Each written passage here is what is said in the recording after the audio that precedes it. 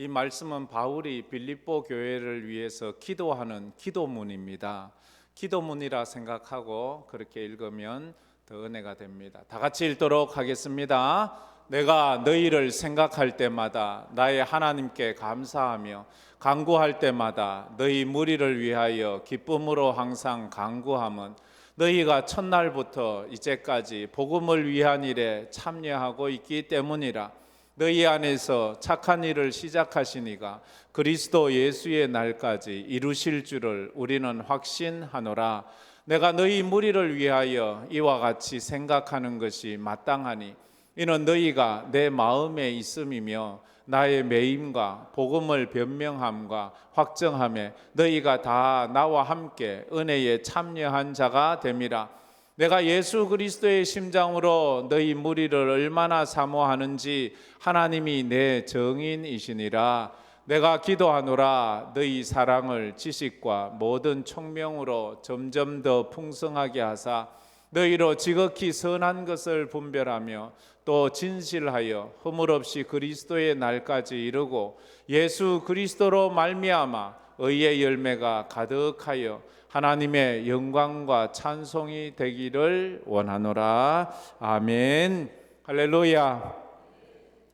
오늘 이제 말씀을 듣기 전에 제가 먼저 부탁을 드리고 그렇게 서로 말씀을 나누었으면 좋겠습니다. 여러분들이 오늘 교회에 오면서 가지고 온 마음의 짐들, 마음의 걱정, 근심, 마음의 또 분노와 미움들, 마음에 있는 아픔들을 이 시간 십자가 앞에 한번 내어놓아 보세요. 그 내어놓아야 합니다. 그래야 말씀이 귀에 들려옵니다. 그리고 말씀이 내 것이 됩니다. 우리가 맛있는 음식을 먹기 전에 속을 좀 비워야 합니다.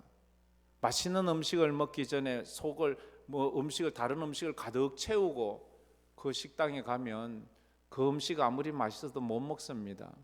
내 배가 이미 차 있기 때문에 무엇인가 내가 받아들이자면 내 속에 있는 것을 비워야 합니다. 내가 교회 오면서 가지고 있던 아픔들, 걱정과 염려들 주님 앞에 다 맡기고 미움과 분노까지도 맡기고 이제 온전히 주님의 십자가를 바라보았으면 좋겠습니다. 오늘 저희들이 나누고 싶은 그런 주제의 말은 구원받는 성도의 삶에 도전하라는 제목입니다. 구원받은 성도의 삶에 도전하라. 한번 다 같이 읽어봅시다. 구원받은 성도의 삶에 도전하라. 한 번 더요. 구원받은 성도의 삶에 도전하라. 여러분이 구원받으셨습니까? 확신이 있습니까? 그러면 한번 도전해 보십시오. 내가 한번 이제 나 예수 믿는 사람으로서 내가 구원받은 삶에 도전을 해봐야지 하는 마음을 가지고 있어야 합니다.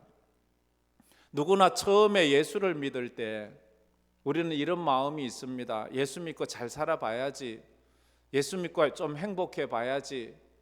그래서 교회를 다니기 시작을 합니다. 그러나 어느 순간에 우리가 예수를 믿고 믿음이 생기고 복음을 깨달으면서 그 마음이 바뀌기 시작합니다.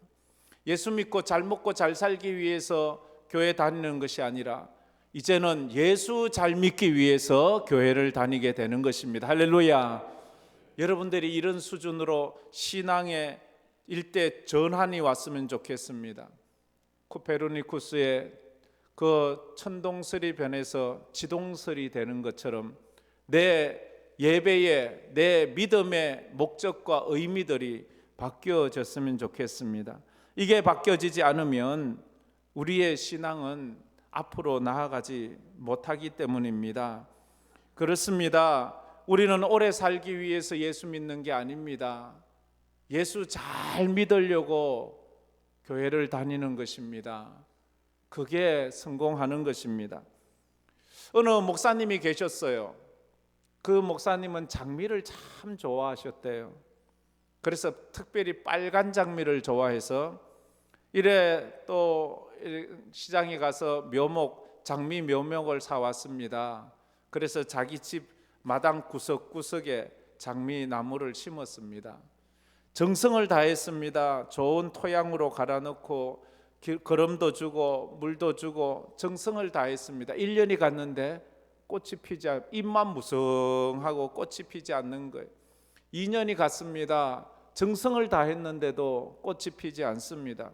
3년째 되어도 꽃이 피지 않자 화가 나서 화원에 가서 그 화원 주인에게 막 따졌습니다. 아니 보세요, 내가 여기서 3년 전에 이 장미 묘목을 사갔는데 어떻게 해서 여기서 나한테 속였는지 꽃이 피지 않습니다. 이렇게 하니까 그 묘목을 판 사람이 하는 말, 어떻게 키우셨는데 그렇습니까? 내가 정성을 다해서 키웠다고, 거름도 늘 주고 물도 늘 주고 늘 가꾸고 그렇게 했다고. 근데 잎만 무성하다고.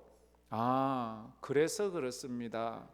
제가 준 장미 묘목은 좀 척박한 토양에서 자랄 수 있는, 자라야지만 잘 자라는 그런 장미입니다. 그리고 거기에 거름을 주면 안 됩니다. 그리고는 사정없이 매년 가지치기를 확실하게 해야 되는데 목사님이 가지치기를 하지 않으셨군요. 한번 척박한 상황에서 키우고 가지치기를 확실히 해 보십시오. 그 말을 듣고 집에 와서 가지치기를 하고 더 이상 거름도 주지 않고 그냥 내버려 두었어요. 근데 그 다음 해에 빨간 장미가 주렁주렁 열리기 시작했습니다. 그렇습니다.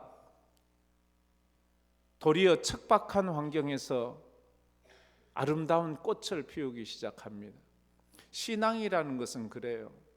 신앙생활을 너무 포시랍게 하고 오냐 괜찮다 뭐 쉬고 싶으면 쉬고 말고 싶으면 말고 하고 싶으면 하는 대로 그런 식으로 신앙생활 해서는 신앙의 열매가 없습니다. 잎만 무성한 무화과 나무일 수밖에 없습니다. 주님이 보실 때 잎은 무성해요. 그래서 뭐 예수는 믿는 것 같아요. 교회는 다니는 것 같아요. 수년이 지나도 열매가 없어요. 늘 아직도 어리네요. 그런데 하나님의 은혜로 폭풍이 불어오고 여러 가지 어려움을 당할 때, 그럴 때 내 속에 있는 것이 비워지고 주님의 십자가가 보이고 믿음으로 자라갈 수 있는 그런 것입니다. 빌립보 교회가 그랬어요. 오늘 이 빌립보 교회에 쓴 편지인데, 빌립보 교회는 바울이 2차 선교 여행 때 전도한 최초의 이방인 교회입니다.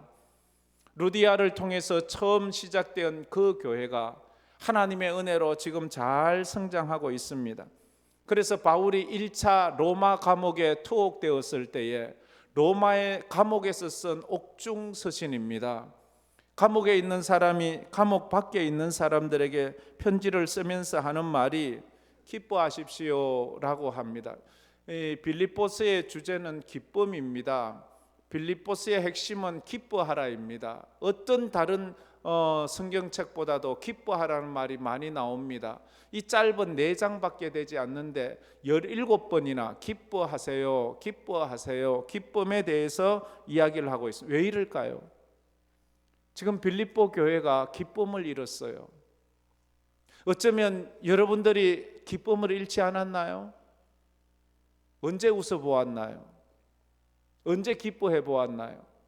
늘 마음이 조마조마, 늘 마음이 불안불안, 늘 마음에 아픔이 가득해서 언제 웃었는지 기억도 못하는 그런 사람들이 있을 수 있습니다.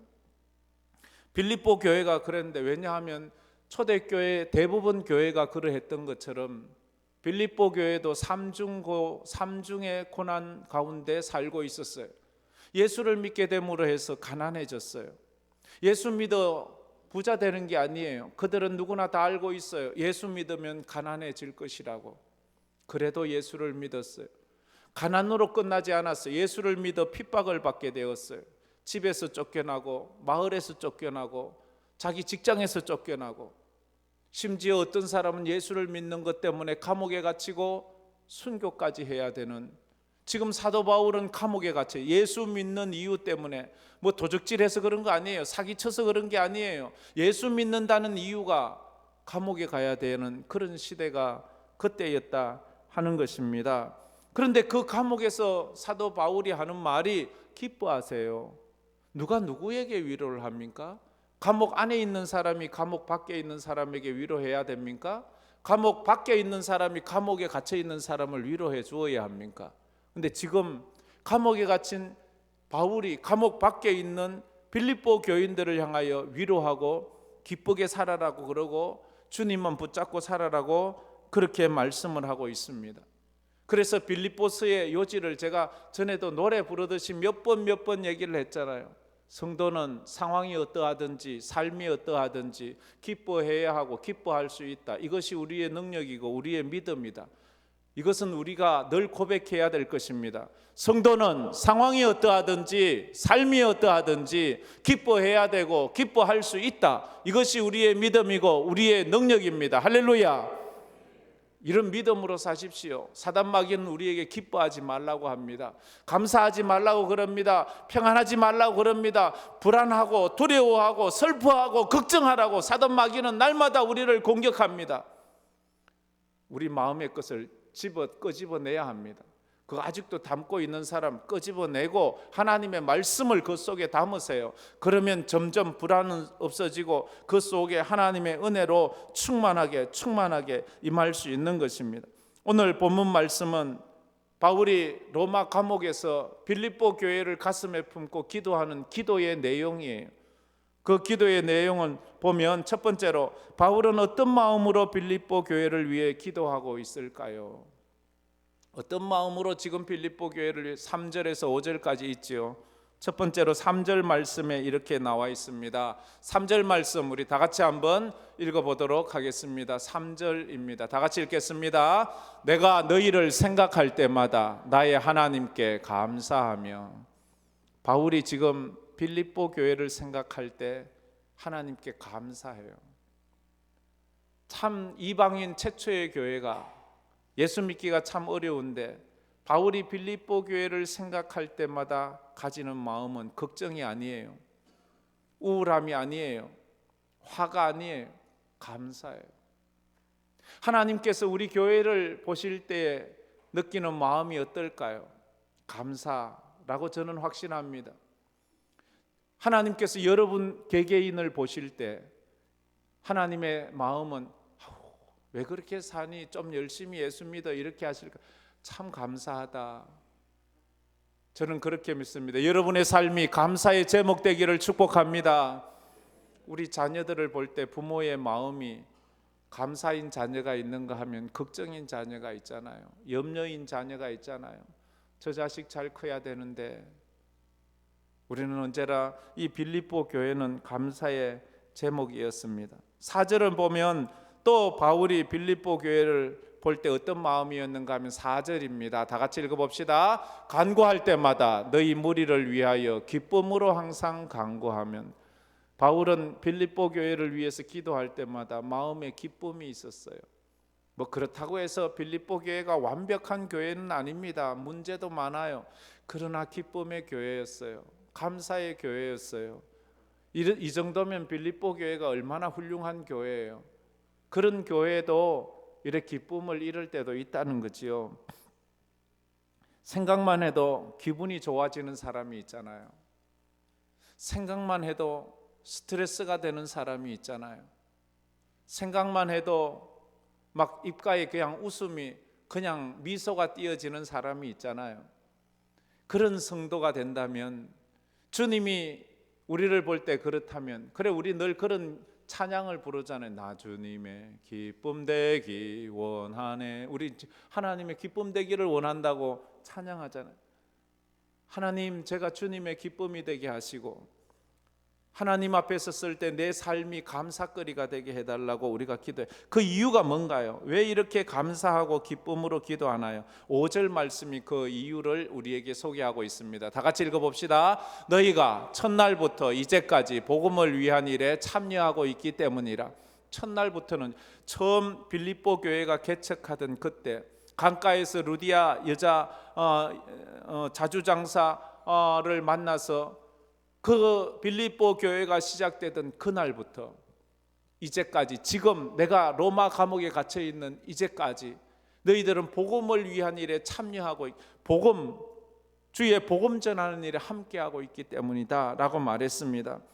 교회의 목적은 복음 전하는 거예요. 영혼 구원하는 거예요. 교회의 목적은 우리끼리 모여서 맛있는 거 먹고 즐기고 노는 게 아니에요. 교회의 목적은 복음 전하는 거예요. 영혼 구원하는 거예요. 전도하고 선교하는 거예요. 이 일에 이 빌립보 교회가 처음부터 지금까지 변함없다는 것이 중요해요. 신뢰할 만한, 변함이 없는 사람이 신뢰하죠. 조석간에 왔다 갔다 하는 사람은 못 믿을 사람이에요. 믿을 수 없는 사람이에요. 힘들고 어려워도 예수 꾸준하게 믿는 거예요. 몸이 아파도, 삶이 힘들고 어려움이 있어도 예수 믿는 것과 그런 것을 결부시키지 마세요.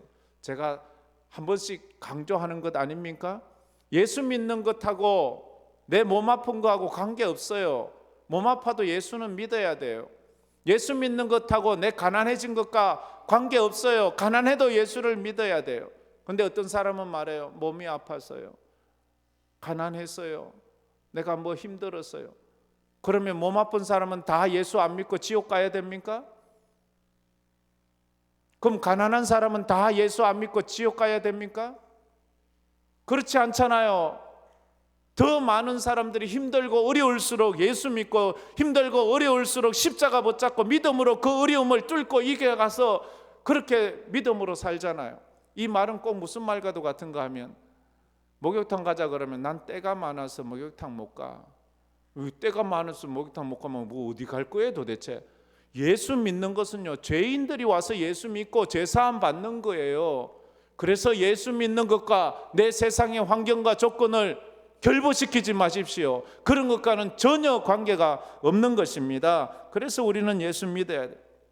빌립보 교회는 복음을 위해서 처음부터 루디아 만날 때부터, 그리고는 예루살렘 교회 지역에 흉년이 들어서 예루살렘 교회가 굉장히 먹을 것이 없어 가난해졌을 때도 빌립보 교회가 구제 헌금을 해서 헌금을 모아서 이 예루살렘 교회, 초대교회의 모교회에 그 구제헌금을 보내줄 정도로, 왜냐하면 자기들도 어려운데, 자기들 먹을 것도 없는데, 그러나 초대교회는 그것을 모아서 또 이렇게 나누어 주고 그렇게 했어요.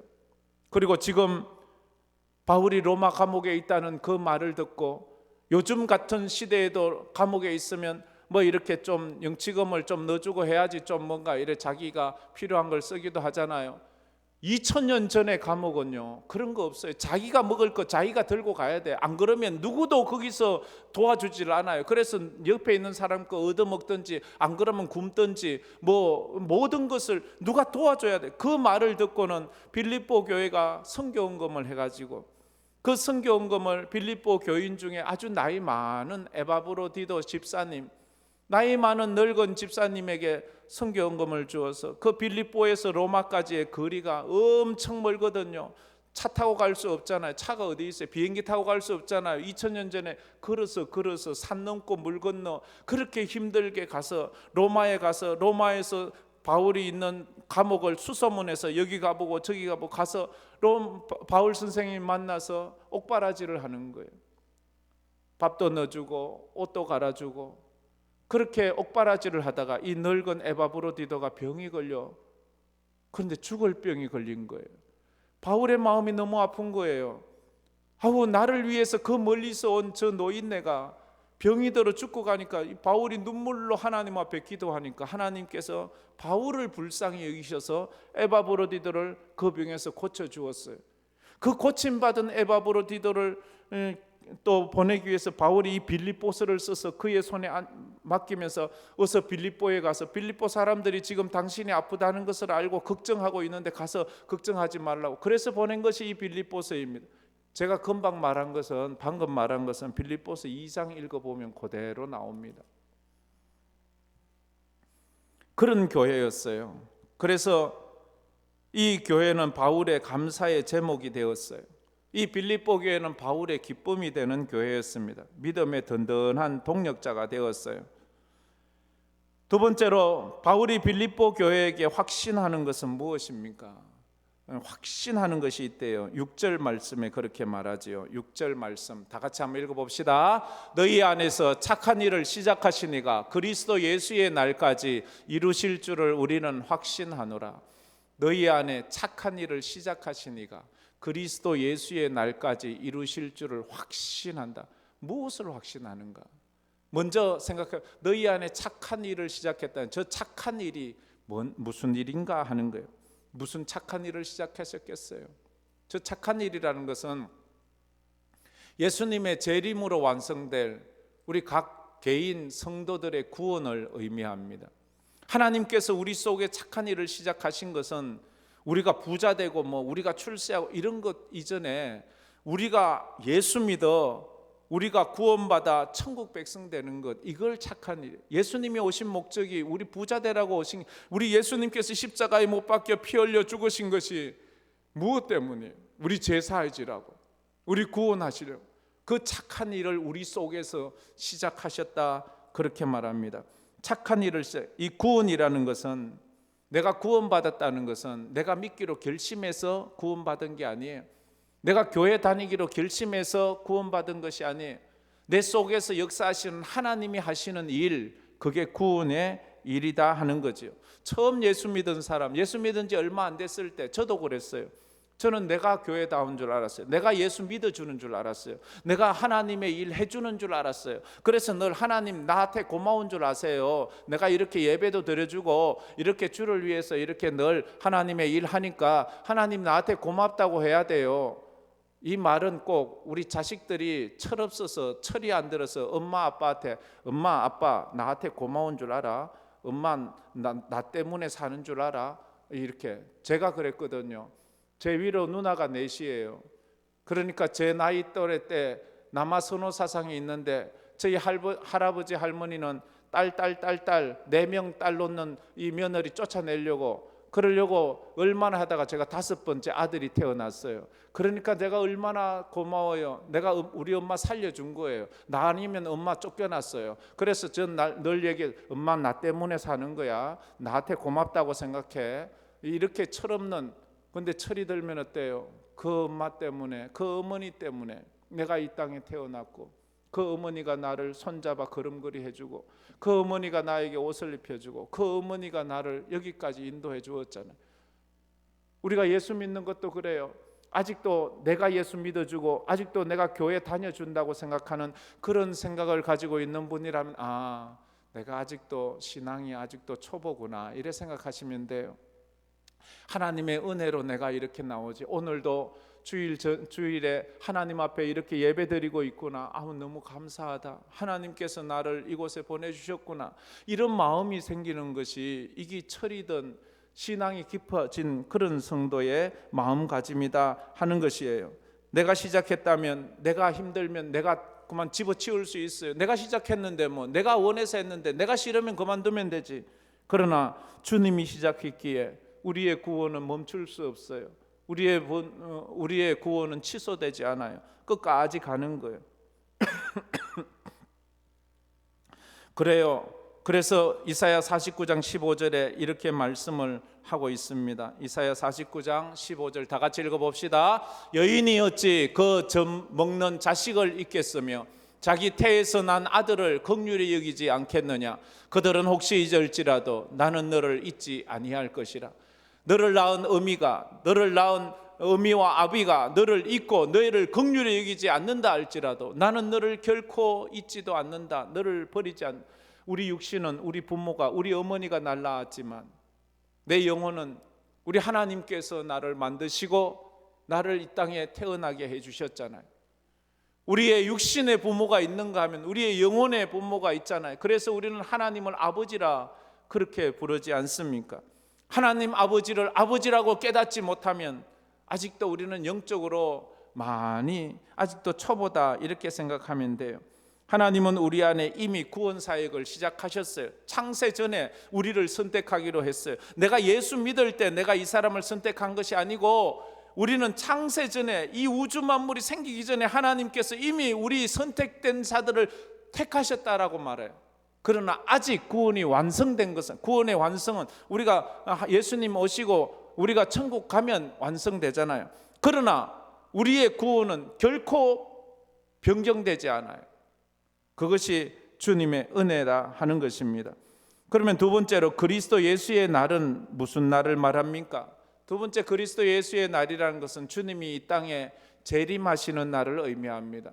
주님이 이 땅에 심판주로 오셔서 세상을 심판하시고 주님이 이 땅에 재림하시는 그 재림의 날, 그 딸이 그리스도 예수의 날까지, 너희 안에서 착한 일을 시작하신 이가 그리스도 예수의 날, 주님이 오시는 그 날까지 우리의 구원을 이루실 것을 우리는 믿는 거예요. 그날 구원이 완성될 거예요.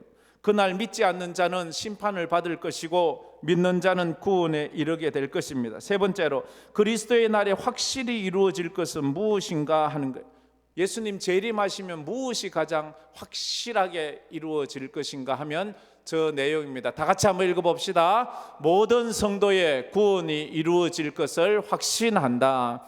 예수님 재림하시는 그날 우리 모든 성도는, 죽은 자는 살아나고 우리 모든 성도는 다시 일어나 주님 안에서 확실한 구원을 이루어 천국으로 영원한 천국으로 그래 들어가 영원히 살게 될 것입니다. 그것이 우리의 믿음입니다. 왜냐하면 주님이 시작하셨고 주님이 끝을 내시기 때문입니다.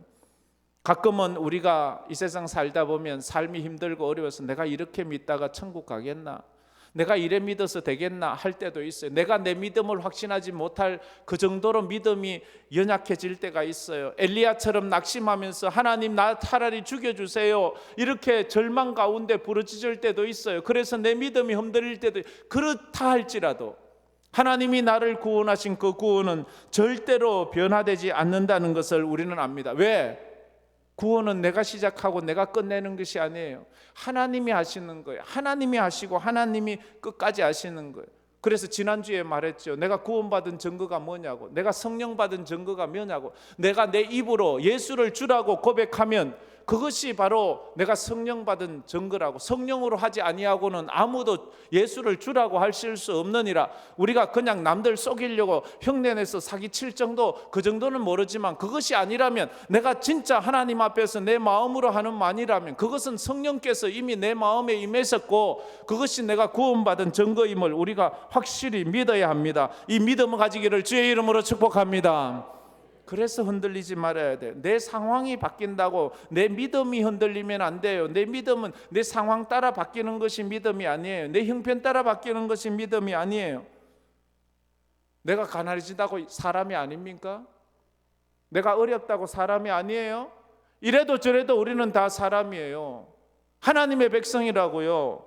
우리는 그것을 잊지 말아야 합니다. 주님께서 나를 끝까지 붙잡고 가세요. 그래서 우리는 성경을 갖다가 신학적으로 이렇게 구분해 놓은 것을 교리라고 말합니다. 그 교리 중에서 우리 장로교 성도들이 우리가 믿는 교리는 칼빈주의입니다. 칼빈의 교리입니다. 칼빈의 교리 중에서 구원 서정, 구원에 대한 교리가 있는데 그걸 칼빈의 5대 교리라고 말합니다. 칼빈의 그 5대 교리는 이래 5가지가 있죠. 인간은 전적인 부패를 해서 완전히 부패해서 희망이 없어요. 인간은 스스로 할 수 있는 게 아무것도 없어요. 자기가 노력한다고 되는 게 아니에요. 누군가 살려주어야 돼요. 우리가 여러분 묻습니다. 여러분이 태어나기 전에 하나님 앞에 나 인간으로 태어나게 해주세요 해서 인간 된 사람이 있어요? 나 대한민국에 태어나게 해주세요 해서 대한민국 사람이 된 사람이 있어요? 나 남자가 되고 싶어요, 나 여자가 되고 싶어요 해서 남자 여자 된 사람이 있어요? 우리 가운데 단 한 사람도 그런 사람은 없습니다. 태어나고 보니까 내가 사람이에요. 태어나고 보니까 한국 사람이에요.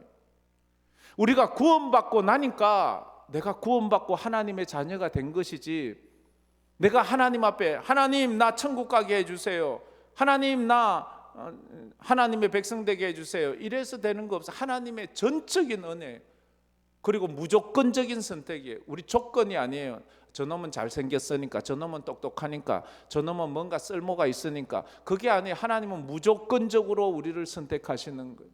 우리 자녀들을 우리가 선택적으로 우리 자녀를 삼을 수 있나요? 우리 하나님 주시는 대로 받는 거예요. 그런데 제한된 속죄, 아무나 다 속죄 받는 게, 선택된 자만 구원받는 거예요. 모든 사람이 다 예수 믿고 천국 가는 거 아니에요. 하나님께서 구원해 주시기로 작정한 그 사람만, 그래서 결국은 가룟유다 같은 사람은 예수님의 12사도에 들어갔어도 그는 하나님께서 선택하지 않은 마귀의 자식이라고 했어.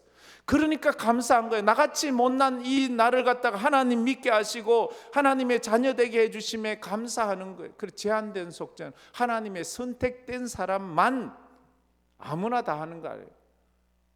그리고 불가항력적으로 하나님의 선택된 사람은 아무리 자기가 발부둥 쳐도 그 강력한 거부할 수 없는 하나님의 사랑이 끌고 오는 거예요.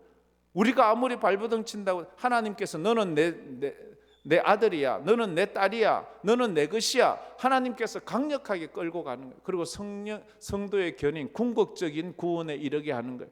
궁극적으로 우리 삶이 아무리 힘들고 어려워도 궁극적으로 하나님의 선택된 백성은 끝까지 이끌어 간다. 이게 우리가 믿는 교리예요. 하나님의 백성은 궁극적으로 결코 하나님의 손에서 벗어나지 못하고 하나님이 구원해 주실 것입니다. 할렐루야. 그게 로마서 8장 39절 말씀이에요. 로마서 8장 39절 말씀 다 같이 읽어봅시다. 높음이나 깊음이나 다른 어떤 피조물이라도 우리를 우리 주 그리스도 예수 안에 있는 하나님의 사랑에서 끊을 수 없으리라. 우리를 그리스도 예수 안에 있는 하나님의 사랑에서 결코 끊을 수 없습니다. 하나님은 우리를 결코 놓지 않습니다. 이것이 우리의 믿음이에요. 내가 어떠냐에 따라서 하나님은 너는 이제 그만둬 이렇게 하지 않는다는 거예요.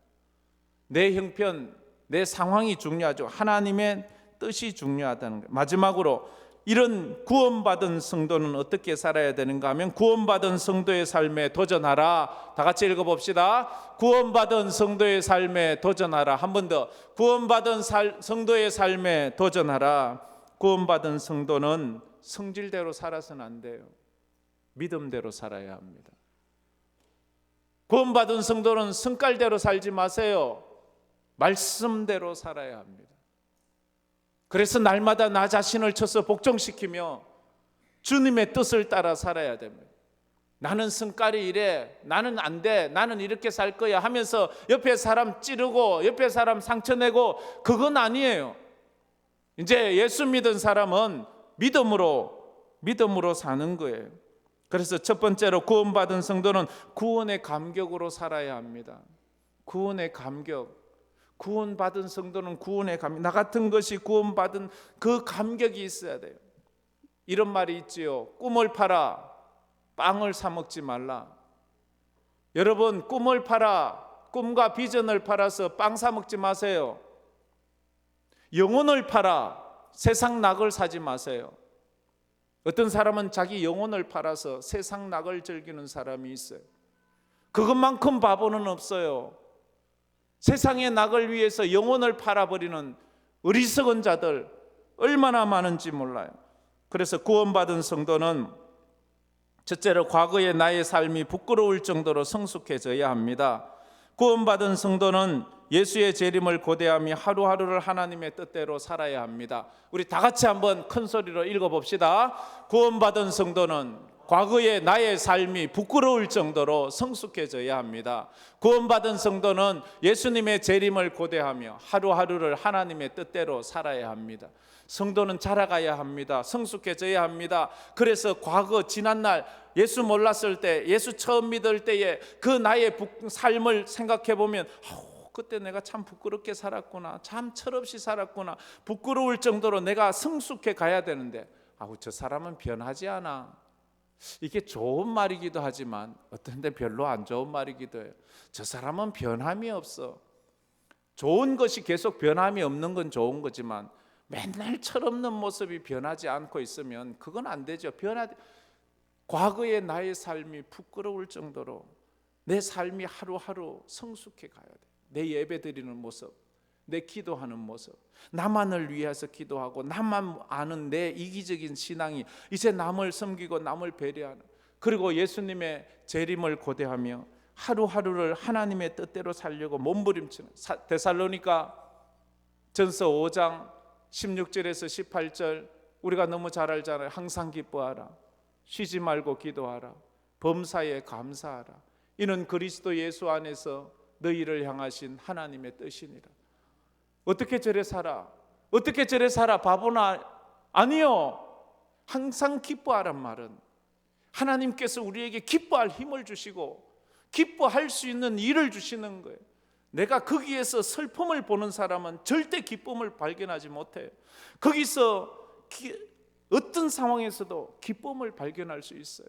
어떤 상황에서도 감사거리를 발견할 수 있어요.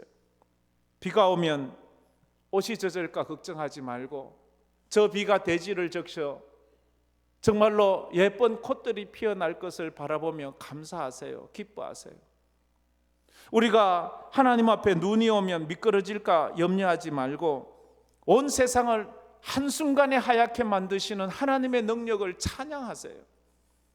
우리가 몸이 아파서 힘들면 죽을까 두려워하지 말고 인간의 연약성을 깨닫게 하시고 건강의 소중함을 깨닫게 하시고 내가 천국 소망을 가지게 해주신 하나님의 은혜에 감사하세요.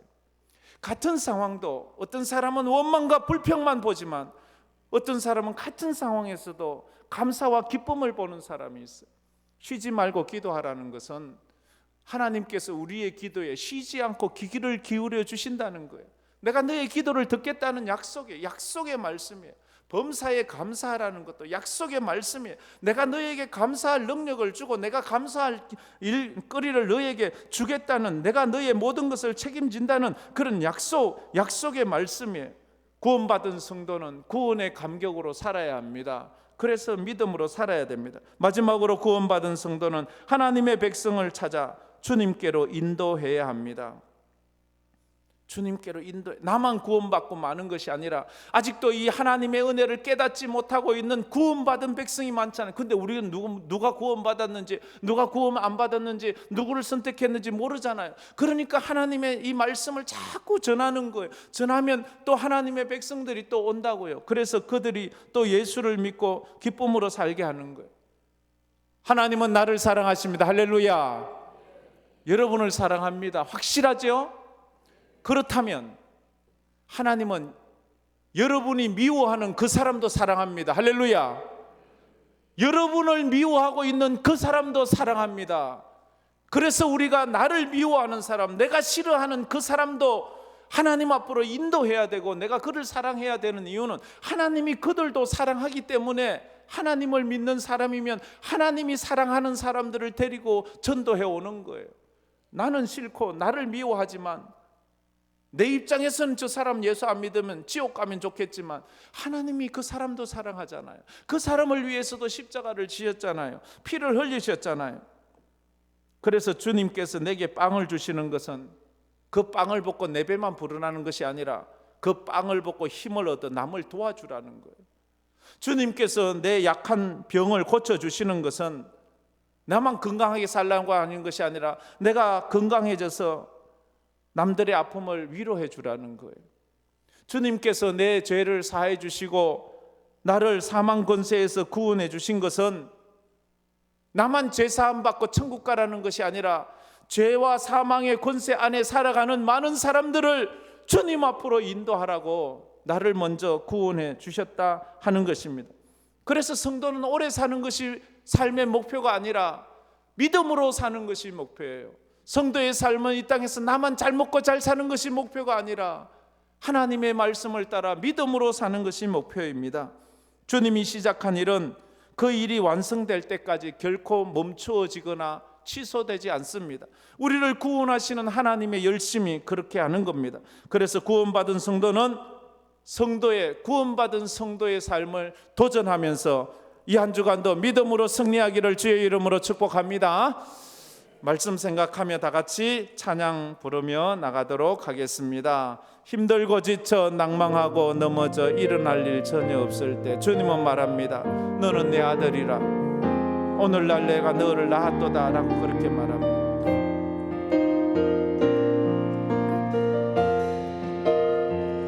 힘들고 지쳐 낭망하고 넘어져 일어날 일 전혀 없을 때에 그때도 주님을 붙잡아야 합니다. 조용히 다가와 손잡아주시며 나에게 말씀하시네. 나에게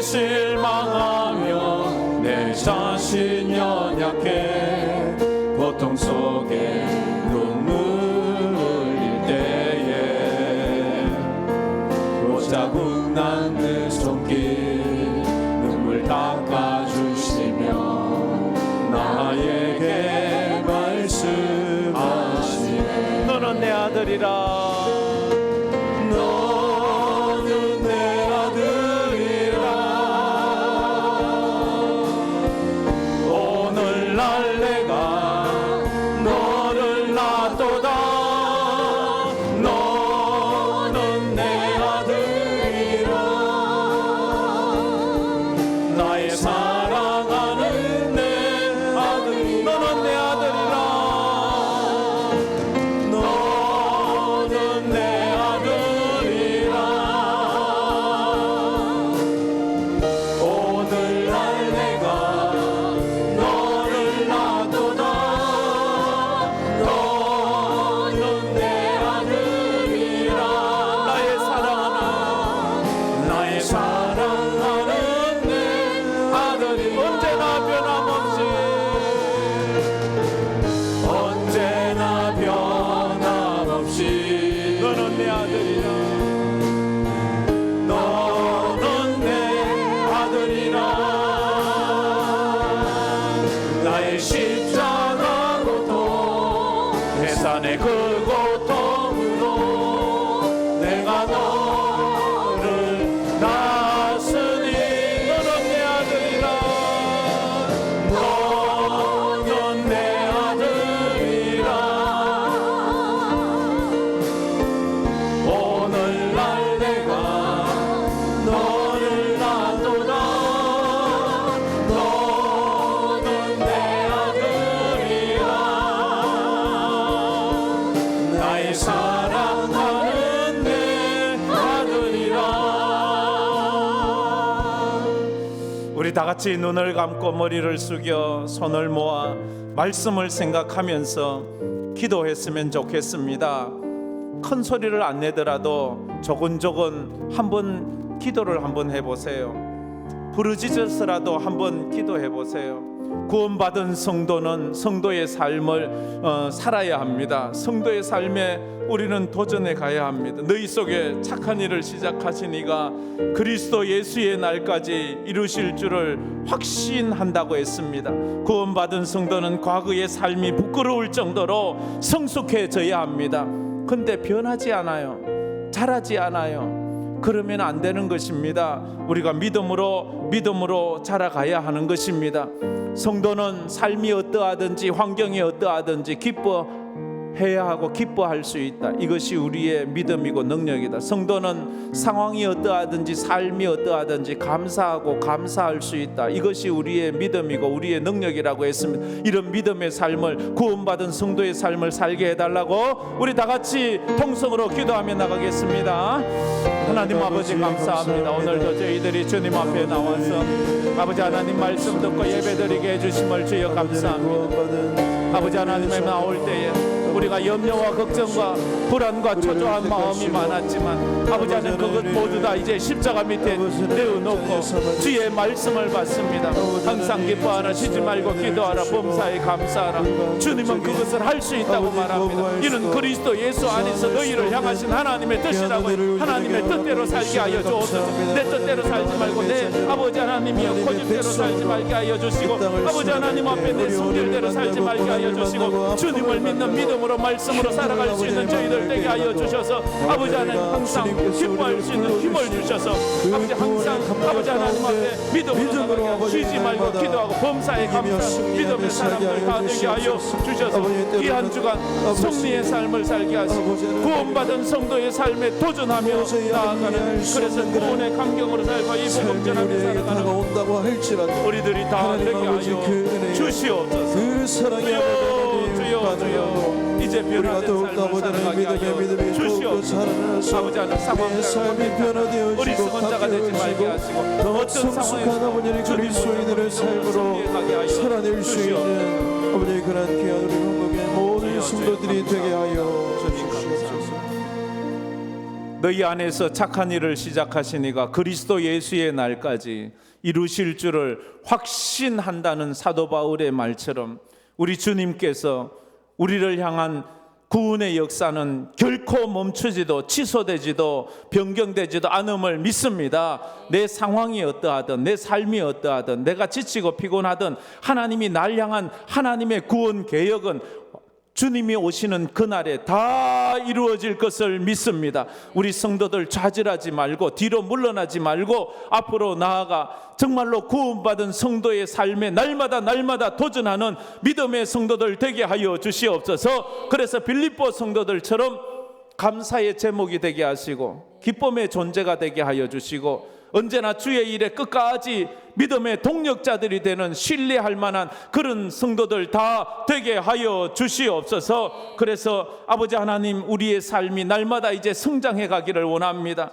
과거의 나의 삶이 부끄러울 정도로 부끄러운 삶에서 벗어나 주님 닮아가는 삶이 되게 하여 주셔서 날마다 재림의 주님을 고대하며 나아가는 우리 성도들 다 삼아 주시옵소서. 그래서 나의 삶의 의미와 존재가 하나님의 뜻을 이루는 삶이 다 되게 하여 주시고, 이 뜻을 이룰 때 하나님 아버지께 영광 돌리는 우리 모든 황금교회 성도들이 되게 하여 주시옵소서. 지금은 우리 주 예수 그리스도의 은혜와 우리 하나님 아버지의 무한하신 사랑하심과 성령님의 감화 감동으로 충만하심이 하나님의 말씀 앞에 아멘 하면서 구원받은 성도의 삶에 도전하며 믿음으로 살기로 마음에 다짐하는 모든 성도들의 머리 위에, 그 삶 위에, 그 인생 위에, 흩어져 있는 우리 10가정 파송 선교사들의 삶과 그 가정 위에, 해외로 타지로 군문에 가 있는 우리 성도들 위에, 지금도 힘들어하는 이 대한민국 위에 이제로부터 영원토록 함께 있을지어다. 아멘.